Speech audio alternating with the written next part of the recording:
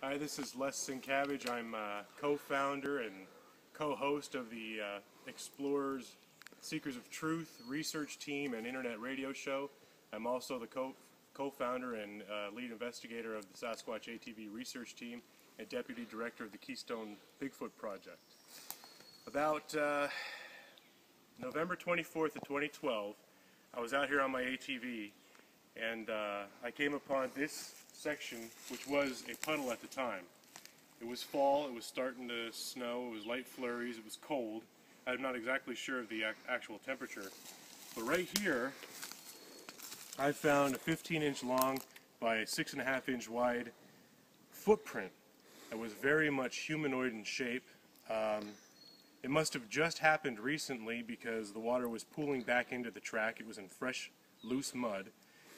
And what I believe had happened is as I came up the trail, I might have spooked the creature, and it was a left foot print. It stepped here with the left foot, jumped over the puddle onto that section back here of dry land. Now, I don't know if I could do that. It's a pretty far jump. I couldn't even reach the dry section. But nonetheless, there were no other footprints, there were no other tracks, no other sign of any kind of a creature that was in the area. I scouted around the perimeter of where I found that track, only to find deer, possum, skunk, small creatures, small native creatures. Now, while I was here investigating, I had an uneasy feeling, a sense that I was being watched, a sense that there might have been something nearby. I heard some branch breaks, heavy footfall, no audible noises like vocalizations or anything like that. But just had an uneasy feeling. Was it a creature? Don't know. Could it have been? Very likely. So I left and I went back to get my casting material and came back the next day and casted the track. I wasn't able to come back that day. I had prior engagements. But I do have a cast of the track back at my, my home office that I could show footage of later.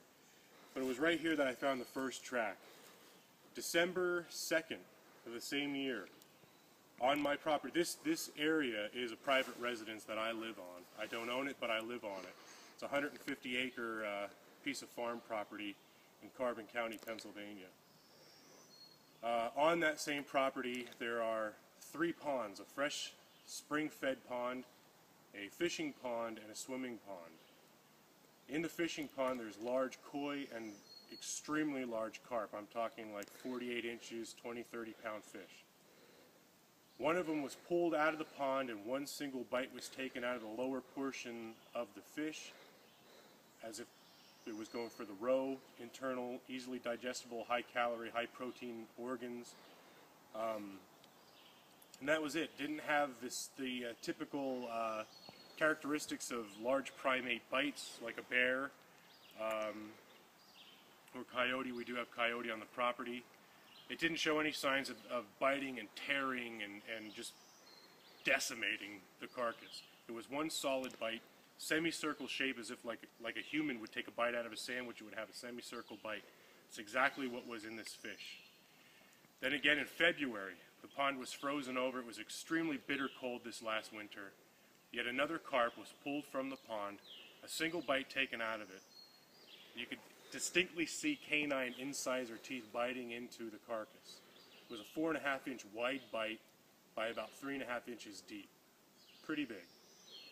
And then again we found another fish, same scenario, same location, same bite, but in the other pond, and that was in March. The weather was starting to get a little bit warm. That one must have been sitting for a while as the body was starting to decompose. Today, I was out with my fellow researcher and co-host Chad Charlesworth. About 50 yards to the left of me or right of you, Chad had found another footprint. We didn't get the measurements yet, but we do have photographs, and I used my own foot for a size comparison, but I'll have to take the measurements when we get back to the office, and we'll figure out exactly size, shape. It was a fairly deep, about a 1/2-inch impression into the ground. Now, as you can see, the leaf litter down here is pretty thick. It's very buoyant. It's almost like cushion-like. very hard to leave a solid impression, but there was one left there. I stood next to it. I'm about 280, 290 pounds. I didn't leave an impression. Chad couldn't leave an impression. But it was, I have a size 13 boot. It was very close to my boot size. Although if you look at it, you could see that the toes probably would have extended further. There was a clear heel impression. There was the mid-tarsal break. You can see where the ball of the foot would have placed in, but the toes didn't leave an impression, and I feel it's because of the cushiony material of the leaf litter. But the heel, the ball of the foot, definitely left a mark, and the toes probably tapered off as it stepped. But you could faintly see possible outline of maybe a big toe. Again, that appeared to me to be another left foot print. Maybe there's a one-footed Squatch hopping around out here, I don't know. And I'm not going to jump to conclusions because there are a lot of large mammals out here, bear, that could easily have left an impression like that, but with the consistency of the soil and the earth, I find it unlikely. There is an ongoing investigation on this property, and we will reveal evidence as we get it and we feel fit to make it public. But there's a few teams involved in that research, and I'm not at liberty to dispense that yet. But that's about the gist of it right now. We will be reporting on this live on our internet radio show, the Xplorers, Seekers of Truth. That's set to air in August, hopefully, on Blog Talk Radio or Paranormal Live Internet Radio. It will be the host. And also, we find us on Facebook, facebook.com/Xplorers. We're on Twitter. We're on all the social media networks. We're not going to hide any evidence that we're able to. We're going to have everything public unless it is a joint effort like the ongoing investigation here. We'll keep everything public. I don't believe in hiding information. I want to find the answer. I want to find the truth. That's the whole point of this. I believe in collaboration. We both believe, my co-investigator and co-host and I both believe strongly that sharing information is the best way to find answers. So we will have everything out there for you very shortly. So until then, keep your eyes peeled. Explorers, Seekers of Truth. We'll talk to you then.